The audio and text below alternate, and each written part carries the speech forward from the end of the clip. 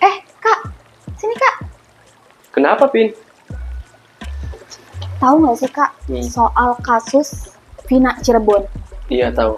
Kenapa? Itu kan masih rame banget, bahkan masih diperbincangkan sampai saat ini. Padahal kan kasusnya udah beberapa tahun lalu dong. Iya. Terus muncul isu ada salah tangkap. Itu siapa? PG. Iya, Peggy Setiawan. Nah, ada nggak sih perlindungan hukum bagi orang-orang yang mengalami atau menjadi korban salah tangkap? Ada, Pin, untuk perlindungan hukum korban salah tangkap. Nah, pada dasarnya dapat menuntut ganti kerugian. Dan hal ini dapat dilihat ketentuannya dalam pasal 95 ayat 1 Kitab Undang-Undang Hukum Acara Pidana, bahwa tersangka, terdakwa, atau terpidana berhak menuntut ganti kerugian karena ditangkap, ditahan, dituntut, dan diadili atau dikenakan tindakan lain tanpa alasan berdasarkan undang-undang atau karena kekeliruan mengenai orangnya atau hukum yang diterapkan. Bentar Kak, ada kata kerugian karena tindakan lain. Maksud dari tindakan lain tuh gimana?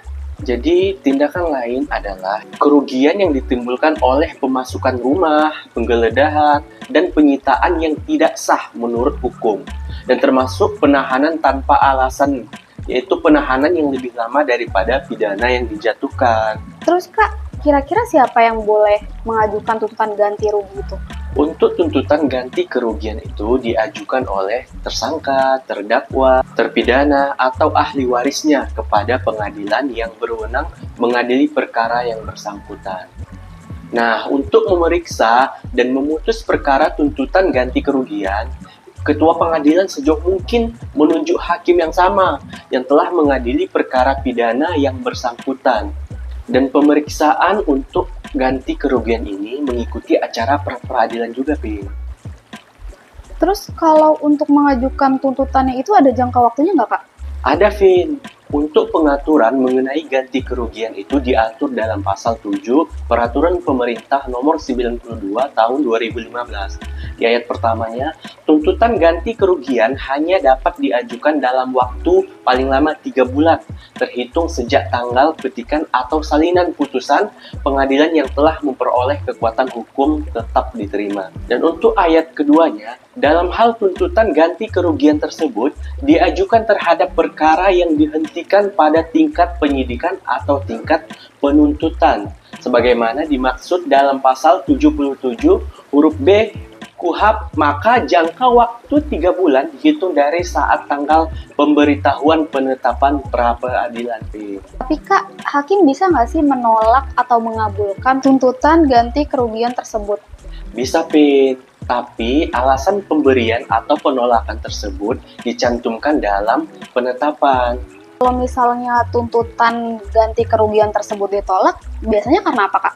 Ya, misalnya seperti apabila tuntutan tersebut didasarkan atas hal yang menyesatkan atau bersifat menipu, Pin. Maka tepat sekali kalau tuntutan itu ditolak oleh hakim. Terus Kak, kalau misalkan tuntutan ganti kerugian tersebut dikabulkan nih, nah kira-kira berapa sih besaran nominal yang diterima oleh korban salah tangkap itu? Kalau untuk besaran nominal ganti kerugian tersebut berpedoman pada pasal 9 Peraturan Pemerintah Nomor 92 Tahun 2015, Pin. Di ayat pertama, biasanya ganti kerugian berdasarkan alasan sebagaimana dimaksud dalam pasal 77 huruf B dan pasal 95 KUHP, paling sedikit itu Rp500.000 dan paling banyak Rp100 juta.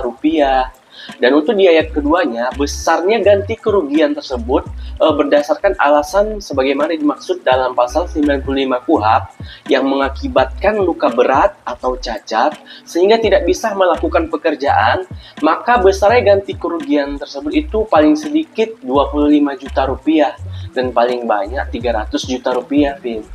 Dan di ayat ketiganya itu besaran ganti kerugian berdasarkan alasan sebagaimana dimaksud dalam pasal 95 KUHP yang mengakibatkan mati atau meninggalnya seseorang itu, maka paling sedikit Rp50 juta. atau paling banyaknya itu 600 juta rupiah, Vin. Dan ini merupakan tanggung jawab dari kementerian atau lembaga yang terkait dengan permasalahan tersebut, Vin. Sekarang gimana? Udah tahu ya dikit-dikit ya? Tahu? Buat teman-teman semua, kalau misalkan kalian punya permasalahan hukum atau ada yang bingung soal hukum mau ditanyain ke kita, silahkan komen di bawah ini. Jangan lupa juga like, share, dan juga subscribe paling penting, dan aktifin juga Lonceng lonceng notifikasinya. biar kamu ketika ada pemberitahuan bisa langsung lihat video kita.